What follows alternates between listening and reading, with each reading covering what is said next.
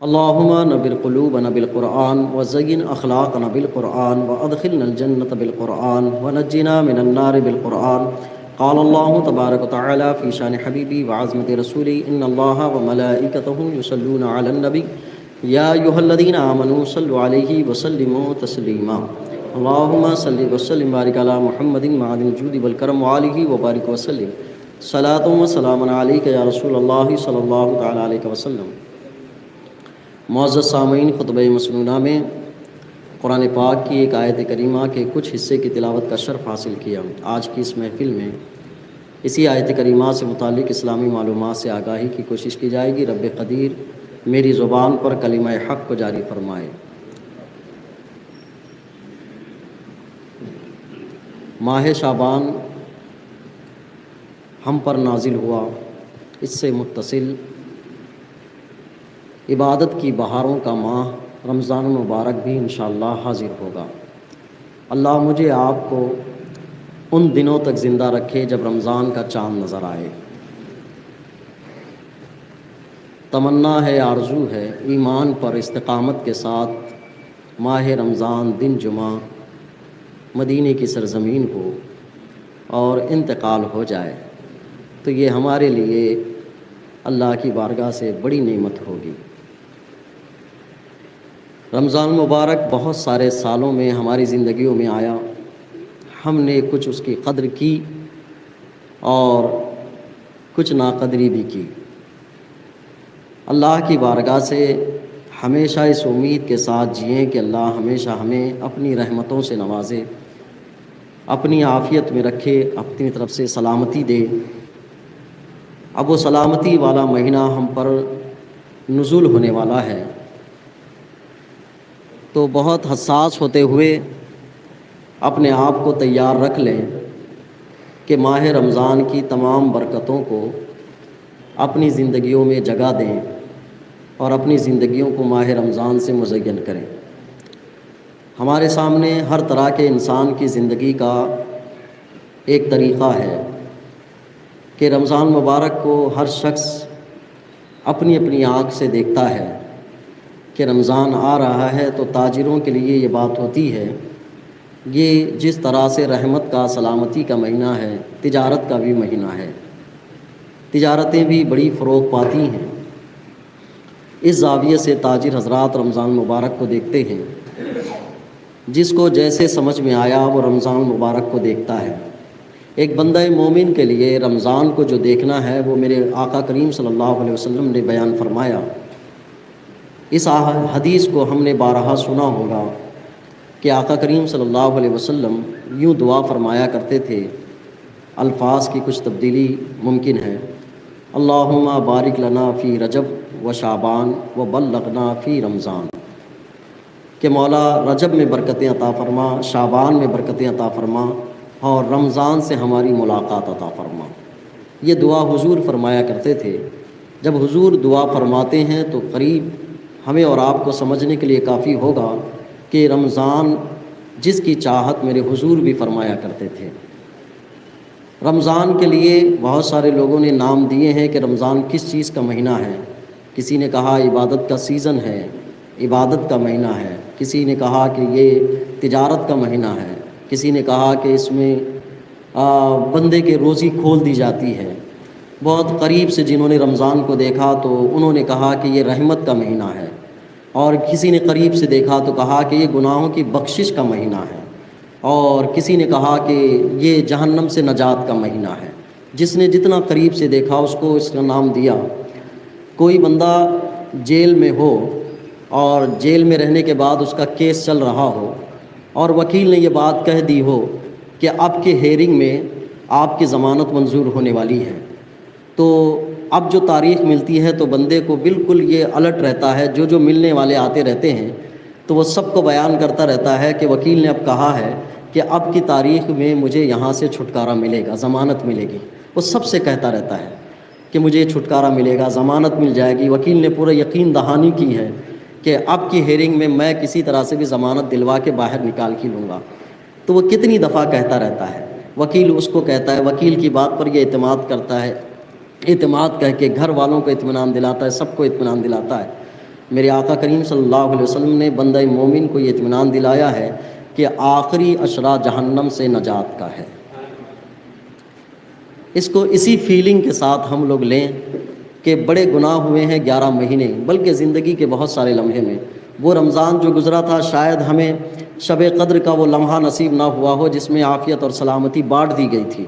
ممکن ہے کہ یہ ماہ مبارک میں وہ لمحہ ہمیں میسر ہو جو لمحہ ہم پا لیں تو اپنے لیے جہنم سے نجات کا ذریعہ بنا سکیں۔ تو بالکل رمضان مبارک کو آقا کریم صلی اللہ علیہ وسلم کے ارشادات مبارکہ کے طور طریقے سے دیکھیں تو رمضان بہت خوبصورت بھی نظر آتا ہے اور بہت اچھا بھی نظر آتا ہے، لیکن ہماری غفلتیں ہیں، ہمارے ساتھ نفس بھی ہے، شیطان بھی ہے، وہ ہمیں اس مقام تک پہنچنے کے لیے برابر رکاوٹ ڈالتا رہتا ہے۔ اس محفل سے ہم جیسے ہی نکلیں ہمارے ذہن سے پہلے اس کی باتیں بھلوا دیتا ہے، یا اس میں کوشش میں لگاتا ہے کہ ان کا کام بات کرنا تھا، ہمارا کام اپنا کام کرنا ہے۔ وہ یہ میسج دلوا کے لے جاتا ہے یہاں سے، پھر اس کے بعد انسان اپنے ماحولیاتی زندگی میں پھر دوڑ لگاتا رہتا ہے جیسے جیسے آیا ہے۔ رمضان مبارک جس طرح سے قرآن پاک نے ذکر کیا ہے کہ لعلکم تتقون، یہ روزے کی بہاریں لے کر آتا ہے تو بندے کو پرہیزگار اور متقی بنا کر چلا جاتا ہے، بڑی تربیت کرتا ہے اور اس کے دلوں کو ستھرا کر کے جاتا ہے۔ اس طرح سے ایک پیغامات قرآن پاک اور احادیث مبارکہ میں آئے ہیں، لیکن بہت مختصر وقت میں چند گزارشات آپ سے کروں گا۔ ماہ رمضان میں اور رمضان سے قبل ہم استقبال ماہ رمضان کے حوالے سے بہت ساری باتیں سنتے رہیں گے، لیکن جن باتوں پہ ہمیں توجہ دینی ہے ان کی طرف میں تھوڑی سی توجہ دلانا چاہتا ہوں کہ ماہ رمضان کو ادب و احترام کے ساتھ گزارنے میں جو بے احتیاطیاں ہمارے اور آپ کے درمیان ہو رہی ہیں، کبھی کبھار یہ ہمیں اللہ کی رحمتوں سے دور کر دیتی ہیں اور اللہ کی طرف سے جو پیغام بخشش آیا ہے اس سے بھی ہمیں دور کر دیتی ہیں۔ ان میں سے ہے کہ ماہ رمضان کا احترام نہ کرنا۔ اللہ تبارک تعالیٰ نے پہلے عشرہ، دوسرے عشرہ اور تیسرے عشرے کا جو تذکرہ فرمایا ہے کہ ان تینوں عشروں میں میری جانب سے یہ سوغات ہیں، یہ پیغامات ہیں، بندہ مومن کے لیے ہے کہ اگر وہ چاہے تو ان چیزوں کو حاصل کر سکتا ہے۔ پھر ان میں سے بھی یہ بات ذکر کی گئی ہے کہ یہ لوگ اگر ان صفات کے حامل ہوں گے تو اللہ تبارک تعالیٰ نہ نظر رحمت فرمائے، نہ اس کے گناہوں کی بخشش فرمائے، نہ اسے جہنم سے نجات بھی دے۔ یہ چیزیں بھی ذکر کی گئی ہیں، وہ سارے باتیں ہم اور آپ سنیں گے، لیکن اس کے طریقے میں کچھ احتیاطی چیزیں یہ ہیں۔ ہم میں سے بہت سارے لوگ وہ ہیں جو مزدور ہیں۔ مزدور لوگوں کے لیے مشکل ہوتا ہے کہ روزانہ کی مزدوری کرتے ہوئے روزے کی حالت میں دن گزاریں، اور خاص کر یہ گرمی کا جو ماحول ہوتا ہے، اس گرمی میں تو پیاس کی شدت ہر اچھے تگڑے طاقتور انسان کو عاجز کر دیتی ہے، تو بندے کے پاس ایک آپشن ہوتا ہے کہ نہیں یار مجھ سے روزہ نہیں ہو پائے گا۔ میرے حضور نے رمضان سے بڑی محبت فرمائی ہے، اور جو حضور سے محبت کرتے ہیں ان کے لیے یہ بات ہے کہ حضور جب رمضان سے محبت کرتے ہیں تو آپ حضور سے محبت کرنے کے توسط سے رمضان سے بھی محبت رکھیں، اور رمضان سے محبت رکھنے کا پہلا تقاضا یہ ہے کہ روزے کو کبھی فراموش نہ کریں، روزہ کسی حالت میں بھی نہ چھوٹے، چاہے وہ مزدور ہو، کارپینٹر ہو، گونڈی ہو، گتےدار ہو، یا ہارڈ ورک کرتا ہو، رکشہ چلاتا ہو، آٹو چلاتا ہو۔ پھر اگر وہ مجھ سے سوال کرے کہ مولانا روزینہ کا روزہ تو میرا ہے، اگر میں نہ کماؤں اور محنت نہ کروں تو کھانے پینے کو شام کو میسر نہ ہو، تو میں ان سے عرض کرتا ہوں کہ یقیناً کھانے پینے میں کمی ہوگی، اور وہ رمضان تو قریب سب لوگ روزے ہی کی حالت میں ہوتے ہیں، ایک ایسے ماحول سے ہوتے ہیں کہ غریب کی غریبی کا احساس بھی امیر کو ہو چلا ہوتا ہے۔ تو میں یہ کہنا چاہوں گا کہ کچھ آج جمع بندی ایسی کر لیں آپ تھوڑی سی محنت و مزدوری کر کے کہ رمضان میں کچھ اگر مزدوری میں کم حصہ بھی آئے تو آپ رمضان کی بھرپائی کر سکتے ہیں، اس لیے کہ ہمارے پاس جمع بندی کا ایک ماحول ہے، بلکہ رمضان مبارک کی جمع بندی کا خیال تھوڑا کم ہوتا ہے۔ ہمارے پاس جو اہل سنت کے لوگ ہیں وہ نیازوں کے اہتمام کے لیے کچھ بچت کیا کر کے رکھتے ہیں کہ مجھے فلاں نیاز کرنی ہے، فلاں نیاز کرنی ہے، تو گھر میں غلہ بنا کے رکھے ہوئے ہیں کہ وہ نیاز کے لیے ڈال کے رکھے رہتے ہیں، اور اس طرح سے نیاز کا جب موقع آتا ہے تو وہ نیاز کر لیتے ہیں۔ میں وہی ترغیب یہاں بھی دینا چاہوں گا کہ رمضان مبارک کے روزہ رکھنا فرض ہے نیاز کے مقابل میں، اور نیاز کے لیے آپ کے پاس ترغیب ہے، ترتیب ہے، تو اسی ترتیب کو آپ رمضان مبارک کے لیے بھی استعمال کریں کہ کچھ 11 مہینے جمع کرتے رہیں کہ رمضان مبارک میں روزے رکھیں گے، کام اگرچہ کم ہو، محنتانہ کم ملے، لیکن روزے رکھ کر اپنی محنت کو پورا کریں گے اور اللہ کی بارگاہ سے خوشنودی حاصل کریں گے۔ یہ طریقہ مزدوروں کے لیے ہے کہ جو بعض وقت یہ ایک ذہن میں وسوسہ لاتے ہیں کہ میں دن بھر محنت کرتا ہوں تو مجھ سے روزہ نہیں ہو پائے گا، اور میں روزہ رکھ لوں تو گھر میں کھانے پینے کے لیے مسائل ہوں گے۔ یقین جانیں قرآن پاک نے اس سوچ اور فکر کے لیے یہ بات بیان کی تھی کہ کتب علیکم الصیام کما کتب علی الذین من قبلکم، یہ روزہ صرف تم پر بھاری نہیں ہے کہ تم پر فرض کر دیا گیا تو تم یہ کہہ دو کہ نہیں بڑا بھاری پڑتا ہے، پچھلی امت پر بھی فرض کیا گیا تھا، اور تمہاری امت میں بہت سہولیات آ گئی ہیں، پچھلی امت میں تو یہ سہولیات بھی نہیں تھی، لیکن ان لوگوں نے بھی روزہ رکھا ہے۔ جب پچھلی سہولیات کچھ نہیں تھیں ان لوگوں نے روزہ رکھا ہے، تمہارے پاس تو بہت ساری سہولیات آ گئی ہیں، تم اس روزے کا اہتمام زیادہ کر سکتے ہو۔ یہ بہانے اپنے دلوں میں نہ بنا کے رکھو کہ بڑا مشکل پڑتا ہے کہ روزہ رکھوں میں اور رمضان کی بہاریں حاصل کروں۔ اس وجہ سے پہلے ہی سے تیاری کر لیں۔ مزدور طبقہ خاص کر جو کسی بھی زمینی فیلڈ سے جڑا ہوا ہے، جنہیں دن رات یا دن کا پورا حصہ محنت کرنا پڑتا ہے، وہ تھوڑی سی جمع بندی کر لیں۔ اور جن کے ہاتھوں میں مزدور ہیں، جو لوگ مزدوری کرواتے ہیں، ان سے بھی گزارش ہے کہ تھوڑا کام آج کے دنوں میں کم لیں اور مزدوری پوری ادا کر دیں، تاکہ وہ رمضان کے روزے پورے رکھ سکے۔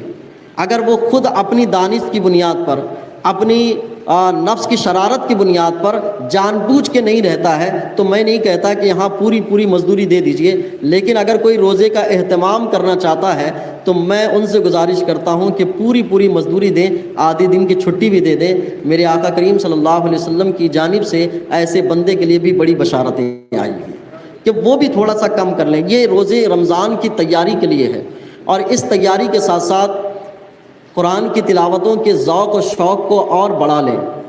اس اعتبار سے نہیں کہ 10 دن کی تراویح اور 3 دن کی تراویح کا اہتمام کر لیں۔ وہ جو چھٹی کا ماحول بنا لیا جاتا ہے کہ 3 دن کی تراویح اور 10 دن کی تراویح کے بعد پھر رمضان کی چھٹیوں کا دن آ جاتے ہیں کہ ہم نے ایک قرآن ختم کر لیا۔ یہ بات آپ بالکل سن لیں، ایک قرآن ختم کرنا تراویح میں مستحب قرار دیا گیا ہے، جس کو عملی طور پر ہم نے ضروری بنا لیا ہے، اور ایک قرآن ختم ہونے کے بعد تراویح کا چھوڑ دینا، اس کو بھی ہم نے اپنے معمولات میں بنا لیا ہے۔ بلکہ احکام اسلام اور شریعت کے احکام یہ ہیں کہ چاند دیکھ کر آپ تراویح کا اہتمام کریں، چاند دیکھ کر تراویح کو چھوڑ دیں۔ یعنی قیام اللیل کا جو حکم آیا ہے، آپ چاہیں ایک ہی 2 سورتوں کو 2 رکعت میں بار بار پڑھتے رہیں اور اس کے ذریعے سے قیام اللیل کا ثواب حاصل کریں، لیکن ایک قرآن پڑھ کر، ایک قرآن کی سماعت کر لینے کے بعد پھر 20 دن چھٹی کر لینا، یہ بالکل ہی اپنی طبیعتوں کی موافقت ہے، شریعت کی موافقت نہیں ہے۔ ہم نے اپنی طبیعتوں کو اس نے ڈھالنے کی کوشش کی ہے۔ بہتر یہ ہے کہ اگر کسی کو جماعت میسر نہ ہو سکی تو دکان بند کرنے کے بعد گھر پر جائیں اور تراویح کا اہتمام تنہائی کر لیں، لیکن قیام اللیل ضرور کر لیا کریں۔ اس کی برکتیں آپ کو اندازہ نہیں ہے کہ رات میں بندہ جب قیام اللیل کرتا ہے، یہ جب تنہائی میں ہو اور رب کے حضور حاضر ہو، تو وہ جو ایک رابطہ ہے، وہ رابطہ اتنا پیارا ہے، اتنا خوبصورت ہے کہ اس احساس سے کبھی انسان دوچار ہو جائے تو میں یہ سمجھتا ہوں کہ ہم بڑے کھانے پینے کی ڈشوں سے جو لطف اندوز ہوتے ہیں، اس سے بھی زیادہ لطف اندوز ہے رات کی تاریکی میں رب کے حضور تنہا اکیلے کھڑے ہونا۔ وہ جب چاشنی مل جائے گی، وہ جب لذتیں مل جائیں گی تو بندے کو پھر بہت مزہ بھی آئے گا کہ کہا کہ میں رب کے حضور رات کی تاریکی میں تنہا کھڑا ہوں اور اس کے سامنے سر بسجود ہو رہا ہوں۔ تو ان چیزوں کا اہتمام کر لیں کہ یہ تیاری بھی کر لیں، یہ بالکل عادت نہ بنا لیں، ورنہ بندے کی تربیت ہی نہیں ہوگی۔ رمضان آئے گا بھی اور چلا بھی جائے گا اور بندہ یہ سمجھے گا کہ عام دنوں کی طرح میری زندگی پہ کوئی اثرات بھی مرتب نہیں ہوئے، رمضان بھی آیا چلا بھی گیا۔ عبادتوں کے ذریعے سے، اور اس دور میں ہمیں خصوصاً اللہ کی طرف رجوع بہت تیزی کے ساتھ لانی ہے۔ گناہوں کا انبار ہماری زندگیوں میں اتنا ہو چکا ہے جیسے کہ اسکراب بڑھ چکا ہے، اسکراب کی طرح ہمارے پاس گناہوں کا انبار بڑھا ہوا ہے۔ یہ الگ احساس ہے ہمارا کہ ہم یہ تصور کرتے ہیں کہ ہم سے کوئی گناہ ہوتا ہی نہیں ہے۔ یہ گناہ نہ ہونے کا احساس آنا بھی شیطان کا اتنا بڑا وسوسہ ہے کہ بندے کو بے خوف کر دیتا ہے توبہ سے، رجوع الی اللہ سے، مغفرت چاہنے سے، رحمت طلب کرنے سے اور جہنم سے نجات کی طلب کرنے سے بندے کو بے نیاز کر دیتا ہے۔ بندہ اگر صبح سے شام تک کی چیزیں سوچ لے تو بہت ساری چیزیں وہ نوٹ کر کے لکھ سکتا ہے کہ آج کے دن میں نے اتنے صبح سے لے کر شام تک اتنی زیادتیاں کی ہیں، زبان کے، ہاتھ کے، سوچ کے، فکر کے، بدگمانی کے، غیبت کے، حسد کے، اتنے گناہ ہم نے جمع کر لیے ہیں وہ، اور اس گناہ کو اگر وہ احساس میں لیا ہے تو روزانہ رات میں شب قدر سمجھ کر اللہ کی بارگاہ میں توبہ و استغفار کرے۔ اس احساس سے خالی ہوتا ہے تو اسی لیے اس کو رمضان کی اس اہمیت کا بھی اندازہ نہیں ہو پاتا۔ ماہ رمضان سے پہلے آقا کریم صلی اللہ علیہ وسلم کی عادت کریمہ، جس کو حضرت عائشہ صدیقہ رضی اللہ تعالیٰ عنہا بیان فرماتی ہیں کہ حضور کمر کس لیتے تھے، بستر کو لپیٹ لیتے تھے۔ یہ ایک ایسی تعبیر ہے کہ جب کوئی آدمی کسی کام کو عزم محکم بنانے کے لیے تیاری کر ساری چیزیں لپیٹ دیتا ہے کہ اب دن رات ایک کر دینی ہے، اور کہ دن رات ایک کر کے اپنے مقصد کو، اپنے ٹارگٹ کو، اپنے پروجیکٹ کو پورا کرنا ہے، اور وہ ہے ماہ رمضان۔ نبی کریم صلی اللہ علیہ وسلم اس کے لیے بڑا اہتمام فرمایا کرتے تھے۔ تلاوت قرآن ایک اس میں مرحلہ آتا ہے زکوٰۃ کی ادائیگی کا۔ عام طور پر اس سے پہلے بھی اس مسئلے کو وضاحت کر دی گئی ہے کہ زکوٰۃ صرف رمضان میں فرض نہیں ہوتی ہے۔ مالیت جس بندے کے بھی ایک سال جس وقت بھی پورا ہوتا ہے، اس سال کی تکمیلیت کے بعد زکوٰۃ فرض ہوتی ہے، لیکن ہم نے بہت آسانی کے لیے یہ بنا لیا ہے کہ سال کس مال کا کب پورا ہو رہا ہے ہمیں تاریخ بھی یاد نہیں رہتی ہے، اس وجہ سے ہم نے رمضان کو منتخب کر لیا ہے کہ رمضان میں اپنے سابقہ اور موجودہ سارے مال کی زکوٰۃ نکال دیتے ہیں۔ اس زکوٰۃ کو نکالنے کے طریقے یہ ہیں کہ اس کے لیے بھی بہت اچھے طریقے کہ بندے کو چاہیے کہ اپنی مالیت سے ہمیشہ تھوڑے سے پیسے زکوٰۃ کے لیے نکال ہی کر رکھے۔ عام طور پر اس وقت انسان کے پاس بہت سارے آپشن ہوتے ہیں، کسی کے کاروبار کے لیے کئی پروجیکٹ سامنے آ جاتے ہیں، اور وہ یہ سوچتا ہے کہ رمضان ٹھیک ہے، آج پیسہ اس میں لگا دیتا ہوں، کل کو یہ ڈبل ہو کر آئے گا تو زکوٰۃ بھی نکالوں گا، کمائی بھی آ جائے گی۔ یہ ایک ایسا وسوسہ ہے کہ کبھی انسان اس میں فائدے سے حاصل کر لیتا ہے، اور کبھی یہ ہوتا ہے کہ فائدہ اس کا دیر سے حاصل ہوتا ہے، تو پھر زکوٰۃ کی وہ سوچ اور فکر بھی اس کے ہاتھوں سے نکل جاتی ہے، یہ کیفیت گزرتی ہے۔ پھر اس میں ایک مرحلہ اور بھی ہے، وہ یہ ہے کہ زکوٰۃ دیں کس کو۔ اس دینے کے معاملے میں بھی بے احتیاطی یہ ہے کہ ہر مانگنے والے کو ہم زکوٰۃ کی ادائیگی کر دیتے ہیں، اور جب یہ ہمارا ماحول بنتا ہے تو لینے والوں کی بھی صورت بہت زیادہ امڑ کر آتی ہے کہ مجھے بھی زکوٰۃ کی ضرورت ہے، مجھے بھی زکوٰۃ کی ضرورت ہے۔ زکوٰۃ دینے کی کئی شکلیں ہیں، کوئی پیسے کی شکل میں دے رہا ہے، کوئی کپڑوں کی شکل میں دے رہا ہے، کوئی اناج کی شکل میں دے رہا ہے، کوئی کیٹس بنا کر بانٹ رہا ہے، اور کوئی کیٹس بنانے کی تنظیم بنا کر بانٹ رہا ہے۔ لیکن اس میں بے احتیاطی یہ ہوتی ہے کہ جو سامنے مانگنے والا آ گیا اس کو دے دیا تو زکوٰۃ کی ادائیگی مان لی گئی۔ زکوٰۃ ایک ایسا عمل ہے اسلامی تعلیمات میں کہ اس نے سب سے زیادہ اس چیز پر زور دیا ہے کہ غربت کا نچلا درجہ کتنا کم سے کم کیا جائے، اس کا اصل مقصد ہے زکوٰۃ کا۔ غربت کا خاتمے کا نہیں کہ غربت بالکل ختم کر دی جائے، یہ ایک کانسیپٹ بالکل غلط ہے کہ کوئی یہ کہے کہ زکوٰۃ کے اگر صحیح نظام کو لاگو کر دیا جائے تو ساری غریبی ختم ہو جائے۔ غریبی امیری اللہ کی جانب سے ہے، دنیا جب تک قائم رہے گی غریبی امیری رہے گی۔ کوئی انسان کوئی تنظیم بنا کر، سارے سسٹم بنا کر غریبی کبھی ختم نہیں کر سکتا، لیول کم زیادہ ہو سکتا ہے۔ بالکل نچلے سطح کی غربت کا خاتمے کے لیے زکوٰۃ کا ایک نظام آیا ہے امیروں کے لیے، اور قرآن میں اس کو اس تمثیل کے ساتھ ذکر کیا ہے کہ اللہ تبارک و تعالیٰ نے تمہارے لیے مال مقرر کیا ہے تاکہ تم کمزوروں اور ضعیفوں پر خرچ کیا کرو۔ عام طور پر انسان کے پاس یہ ہوتا ہے کہ مال آنے کے بعد وہ یہ سمجھتا ہے کہ مال میرا ہے تو میں خرچ کروں۔ اس مال کے خرچ کرنے کے لیے بندہ مومن کو جو رہنمائی نقوش دیے گئے ہیں قرآن پاک میں، وہ اس طرح سے دیے گئے ہیں کہ یسألونک ماذا ینفقون قل ما انفقتم من خیر فللوالدین والاقربین والیتامى والمساکین وابن السبیل والسائلین وفی الرقاب۔ سائلین کا لفظ بھی آیا ہے، پہلے سب سے پہلے ان کے مصارف بیان کیے گئے کہ اپنے مال کو ان جگہوں پہ خرچ کرو۔ ان میں سے مال زکوٰۃ کو الگ کرنا ہے، مال زکوٰۃ میں سے کس کو خرچ کرنا ہے ان کے مصارف الگ بیان کیے گئے۔ اور ایک مقام پر قرآن پاک نے ذکر کیا ہے حق للسائل والمحروم، کہا کہ تمہارے پاس جو مال آتا ہے وہ مال پہ جو خرچ کرنا ہے دو طریقے کے طبقے پر خرچ کرنا ہے، ایک جو مانگنے والے آئیں سائل، دوسرا والمحروم کہ جنہیں محروم کر دیا گیا ہے، یعنی جو مانگ نہیں پا رہے، وہ ان تک بھی ہمارے مال کی رسائی ہے۔ اور قرآن کہتا ہے حق یا حق ہے تمہارے مال کا کہ تم سائل تک بھی دو، اور جو سائل نہ آ سکے تم تک اس تک بھی تم پہنچاؤ۔ یہ ایک بہت اچھی صورت اس کو ذکر کی جاتی ہے. ایک بہت طویل اس کے تقاضے بھی ہیں اس آیت مبارکہ کے کہ سائل کو بھی دیں اور سائل کے علاوہ اس کو بھی دیں جو مانگنے کے لیے آپ تک آیا نہیں ہوا. ڈھونڈنا ہے، تلاش کرنا ہے، اور جو چیز جس کے حق تک پہنچ جاتی ہے تبھی جا کر معاشرت میں ایک سکون اور طمانینت آتی ہے. ورنہ انسان کے پاس جو آسان صورت محسوس بھی اس کو دے دیا. میں نہیں کہتا کہ آپ زکوٰۃ کے مال کو مدارس ہی پر خرچ کریں، میں کہتا ہوں کہ قرآن نے جو مصارف ذکر کی ہیں ان مصارف میں جو زیادہ حقدار ہیں وہاں سے شروعات کریں تاکہ حقدار کو مل جائے تو اسلام کی تعلیمات کے وہ فوائد سب پر نظر آئیں اور اس اعتبار سے ہی ہو. اب اس زکوٰۃ کے معاملے میں بے احتیاطیاں بہت ہیں اور ان بے احتیاطیوں کے ساتھ ہمارے مال مصارف زکوٰۃ ادا کیے جاتے ہیں.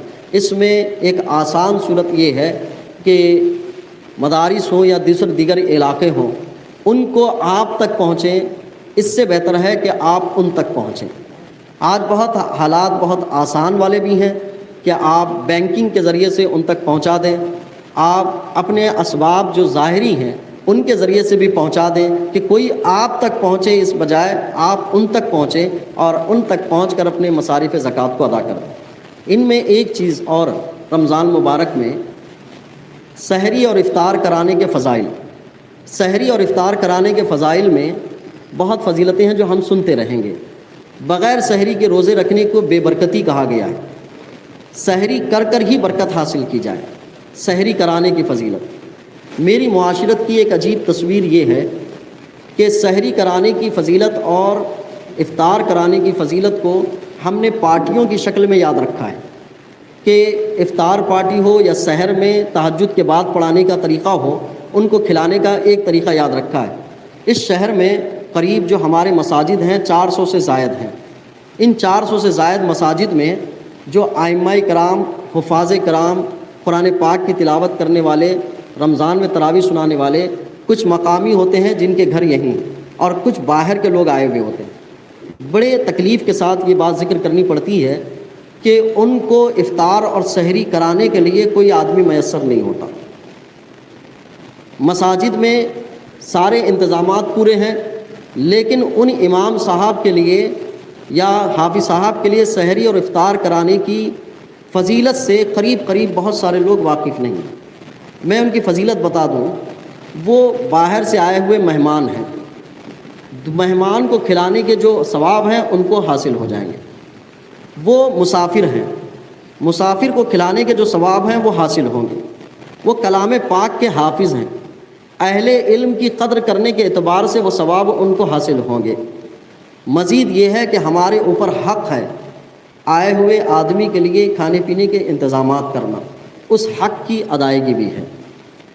عام طور پر بہت آسان ہے ہمارے لیے کہ اپنے گھر پر 100-200 آدمی کی فرینڈ سرکل کے اعتبار سے سب کو بلا کر افطار پارٹی کرا دینا. اس سے ایک تعلقات بھی بحال ہوتے ہیں، ایک دوسرے سے رابطہ بھی ہو جاتا ہے ماہ رمضان میں، اور کھانے پینے کی لذتوں سے بھی آشنا ہو جاتے ہیں. لیکن کچھ فضیلتیں بندے کی رہ جاتی ہیں. وہ یہ کہ ضرورت مند تک بھی افطاری اور سحر پہنچ جانا چاہیے. جب ہم یہ بات بیان کرتے ہیں تو بعض کا طریقہ یہ ہوتا ہے کہ ایک ہی مسجد میں سب لوگ پہنچا دیں. اب یہاں جتنے گھر ہیں اگر میری یہ بات سن لیے تو یہاں کے لوگوں نے یہ سمجھ لیا کہ نہیں مسجد کو بھی پہنچانا ہے. میں مسجد کو پہنچانا، امام کو پہنچانے کی قید نہیں لگا رہا. میں یہ کہہ رہا ہوں کہ اپنے معاملات کو، اپنی عبادتوں کو عبادتوں کے حق کے ساتھ ادا کریں. اگر یہاں پر کوئی امام ہے، کوئی مؤذن ہے، کوئی حافظ ہے، اس کے لیے 1-2 آدمیوں نے ذمہ داری لے لی تو ہم دوسری مسجد کے لیے اہتمام کریں، تیسری مسجد کے لیے اہتمام کریں. وہ جو پرانا طریقہ ہوتا تھا کہ کچھ بھی گھر میں بنا تو مسجد پہنچا دیا جاتا تھا، گھر بننے کے بعد سیدھا مسجد کو پہنچا دیتے تھے. اس وقت یہ تکالیف نہیں تھی جو آج کے دور میں تکالیف ہیں. اس وقت کچھ نہ کچھ میسر نہیں، بلکہ یہ تصور تھا کہ سب سے زیادہ افطاری مؤذن صاحب کے پاس آتی ہے. یہ پہلے تصور تھا، کیونکہ ہر گھر سے جو کچھ بنتا تھا سب سے پہلے مؤذن صاحب کے پاس جاتا تھا. اور اس پر کچھ لطیفے بھی بن گئے تھے کہ کچھ دیر سے اذان ہوئی تو پتہ چلتا تھا کہ مؤذن صاحب پاس آج زیادہ افطاری آئی ہوئی ہے، تو دیر سے اذان ہو رہی ہے مغرب کی. لیکن آج کے سسٹم میں 100% آبادی، مسلم علاقے والی آبادی کے درمیان مسجد میں رہنے والے ان حفاظ، ان ائمہ وغیرہ کے لیے سحر اور افطار نہیں پہنچتا ہے تو یقین جانیں ہم اللہ کی رحمتوں سے بہت دور ہیں۔ ہم نے عبادتوں کو صحیح معنی میں سمجھا نہیں ہے، ہم نے اس تک پہنچ نہیں پایا جو عبادتوں کا اصل روح ہے، اس تک نہیں پہنچ پا رہے ہیں۔ کسی کے لیے یہ بات ہو سکتی ہے بھئی مسجد کی کمیٹی کے لوگ بھی ہیں، مسجد کے ذمہ دار بھی ہیں، ممبران بھی ہیں، مقتدیوں بھی ہیں، ہماری باتوں کو سننے کے بعد یہ بات نہیں سمجھ میں آتی ہے کہ ہمیں ایک دوسرے کی ذمہ داری لے لینی چاہیے۔ میں یہ کوئی وہمی اور خیالاتی بات گفتگو نہیں کر رہا، خود ادارے میں ہمیں ہر سال 20 سے 22 حفاظ کے کھانے پینے اور سحر و افطار کا انتظام کرنا پڑتا ہے، اور وہ ائمہ اکرام سحر اور افطار یہاں کرتے ہیں اور مسجد میں جا کے نماز ادا کرتے ہیں، تراویح پڑھاتے ہیں۔ مسجد والوں کا یا ان کے علاقے والوں کا یہ ہے کہ بھئی ہم انتظام نہیں کر سکتے۔ بہت حیرت کی بات ہے۔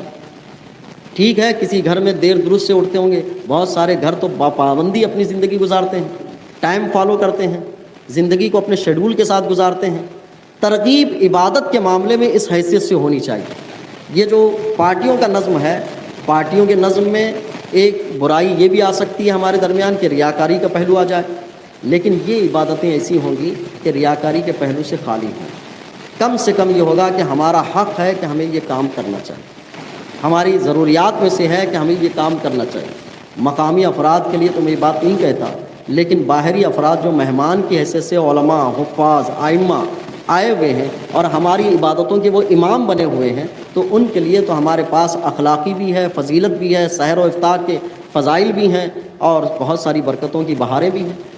یہ المیہ ہے جو بڑا مجبوری کے انداز میں مجھے کہنا پڑ رہا ہے کہ اس کو ہم نے بے ترتیب اور ثواب کی نیت میں شمار ہی نہیں کیا ہے، اور ہم نے صرف اس مروجہ طریقے کو فضیلت اور ثواب میں شمار کیا ہے جو ہمارے درمیان رائج ہو چکے ہیں۔ اس کے علاوہ